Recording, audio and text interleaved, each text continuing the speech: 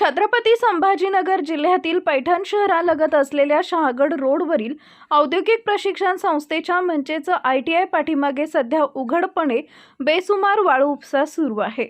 रात्रंदिवस यंत्राच्या सहाय्यानं वाळू काढली जातीये, पण आश्चर्य म्हणजे पैठण तहसीलदार आणि महसूल विभागाचे कर्मचारी फक्त बघ्याची भूमिका घेत आहेत। हा प्रकार नेमका कोणाच्या आशीर्वादाने चालू आहे असा प्रश्न आता जनता विचारतीये। शासनाचा रोज लाखो कोटींचा महसूल बुडत असताना संबंधित अधिकारी गप्प का आहेत? जर सामान्य नागरिकांना एखादी छोटी चूक केली तर लगेचच कारवाई होते, पण बेकायदेशीर वाळू उपसा उघडपणे सुरू असताना प्रशासन शांत का? शासनाला चुना लावणाऱ्यांवर आणि त्यांना पाठीशी घालणाऱ्यांवर ही कारवाई व्हायलाच हवी।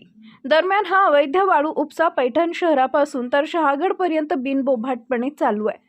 तेव्हा वरिष्ठांनी तातडीने याची दखल घेऊन हा चोरटा वाळू उपसा थांबवावा अशी मागणी जनतेतून होत आहे। Subscribe now and press the bell icon. Never miss an update.